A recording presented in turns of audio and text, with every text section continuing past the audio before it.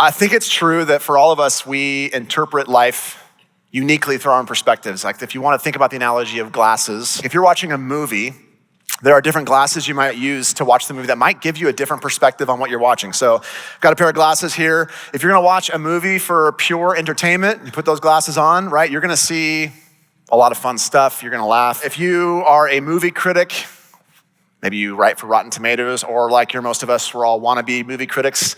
You put on the movie critic lens, and you're gonna watch that movie. We do it with movies, we do it with books, we do it with workplace, we do it with friendships, we do it with life. And sometimes we're taking glasses off and putting different glasses on knowingly, sometimes we're doing it unknowingly. I start that way because I wanna ask us a question as we open up scripture and we think about this first book of the Bible, Genesis. What glasses am I wearing when I read Genesis? Now, I get this morning, there are some of you here that have never heard of Genesis. That's okay. You're gonna be able to read it for the first time this morning. Some of us are somewhat familiar, but not really. Many of us have read Genesis, and there are glasses that we wear when we open it, and we maybe are not aware of the way we're reading it. So some of the glasses we wear as modern people, as we pick up Genesis, we put on our modern science and history book lens, and we start to read Genesis for the evidence that's there to disprove scientific theories. We read it for exact dates and details like you would a history book on our country or something else in school that we learn about.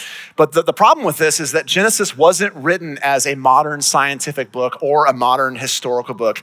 That doesn't mean it doesn't communicate truth. It communicates truth. Truth we need to know, and truth that does challenge scientific theories. But it doesn't do that scientifically. It's doing something more what you might call theological than scientific. So we might be wired to wear the science history book lens.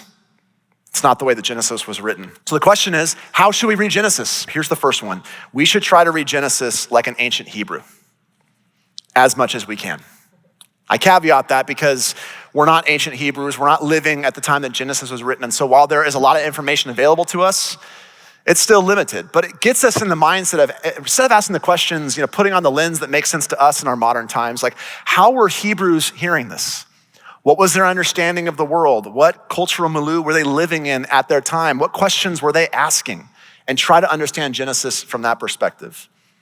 Here's the second one, and even more important one, is we should read Genesis like Christians. So while we want to understand the historical context, we also want to read it through the lens of Jesus. Genesis sits in the same binding as the book of the Gospels and Revelation and the books written by the apostles. And so we read those together. If you're a disciple of Jesus, you can't help but come to any book of the Bible, even the Old Testament, and read that through the eyes of Jesus, because Jesus has given us the scriptures from his hand. And so we have to read it as Christians.